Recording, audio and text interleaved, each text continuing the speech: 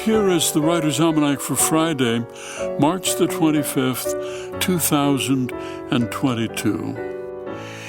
It's the birthday of a writer who said that her subject was the action of grace in territory held largely by the devil.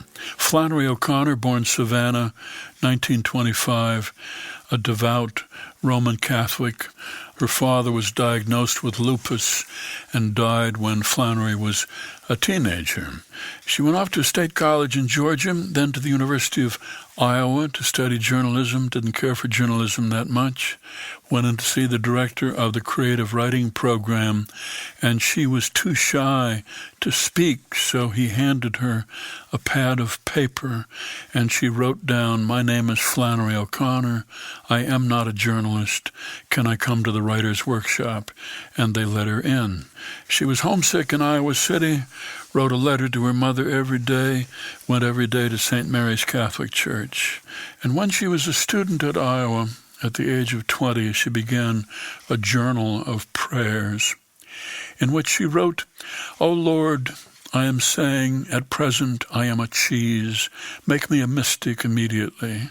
My soul, it's a moth who would be king, a stupid, slothful thing, a foolish thing, who wants God, who made the earth, to be its lover immediately."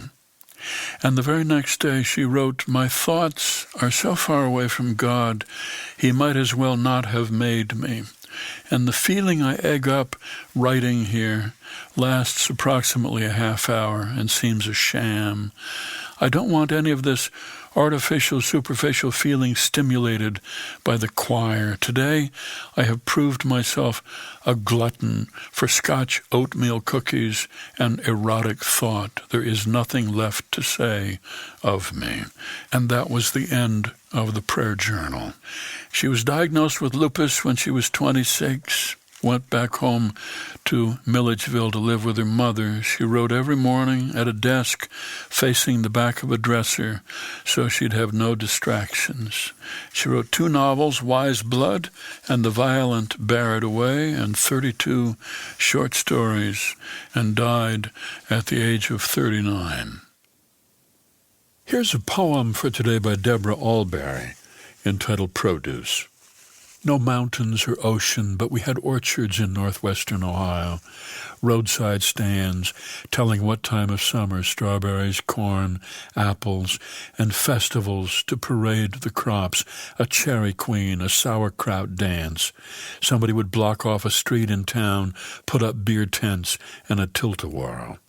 Our first jobs were picking berries. We'd ride out early in the back of a pickup, kids my age and migrants and old men we called bums, in sour flannel shirts, smash-stained with blueberries, blackberries, raspberries. Every fall we'd see them stumbling along the tracks, leaving town. Vacation land, the signs said, from here to Lake Erie. When relatives drove up, we took them to see the Blue Hole, a fenced-in bottomless pit of water we paid to toss pennies into. Or prehistoric forest, where, issued machine guns, we rode a toy train among life-sized replicas of Brontosaurus and Triceratops. In winter, the bean field behind our house would freeze over, and I would skate across it alone late evenings, sometimes tripping over stubble frozen above the ice. In spring, the fields turned up arrowheads, bones. Those slow plowing glaciers left it clean and flat here, scraping away or pushing underground what was before them.